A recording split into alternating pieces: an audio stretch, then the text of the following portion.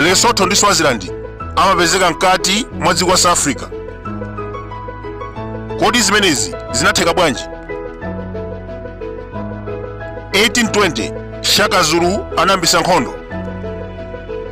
Ambiri anathawira ku Malawi, Zimbabwe, Mozambiki. Koma panali mfumu imodzi, Moshushu, inatenga anthu ake ndi kuthawira ku phiri. Pofika 1824 analuzanisa Lesotho ndi kupanga Basutoland. Linali dziko lalikulu kwambiri. Free State yonseija inali mbali imodzi ya Basutoland.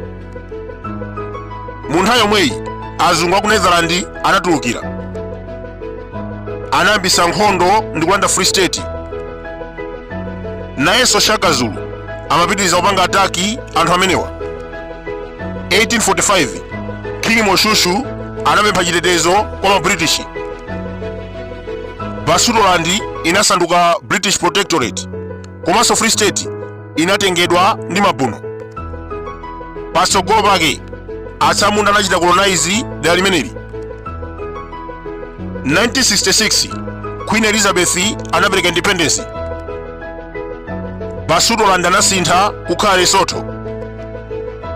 Komabe large portion of land inapita ku South Africa. Mwachisanzo Free State, Bloemfontein kumapezeka Lesotho. Poyamba anali Basutoland, mabuno analanda 1868. King Moshushu anapasula phiri limene masiku ano limatchedwa kuti Lesotho. Akuluakulu, Swaziland inali kingdom yaikulu. Kangwane komanso Ngavuma province zimalamulidwa ndi King Ngwane. Shaka Zulu adayamba nkhondo, anthu amenewa anapempha atsamunda kuti awateteze. Patsogolo pake ma British anapeza kuti kumalo amenewa kunali golide ndi diamond. 1902 analanda Ngavuma province. Dera limeneli masiku ano limatchedwa kuti KwaZulu Natal. Nawonso mabuno anatenga Kangwane, lero lokumatchedwa kuti Mpumalanga. Anakhazikitsa migodi ndi kumakuma miyala. 1968 Swaziland inalanda independence, koma malo ambiri anapita South Africa. Anangowasira malo ochepa kumapiri opanda ntchito.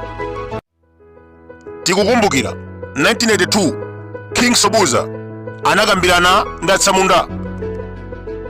Anawapempha kuti makosana mutibwezere Mpumalanga komanso Natal province, zinakanika. 1994 King Iswati anayeseranso kulankhula ndi Mandela, zinakanikanso. Ife antamana mpaka chibongwe biyeni kuwadziwa. Iwo mmati mwayo ndikamachekete.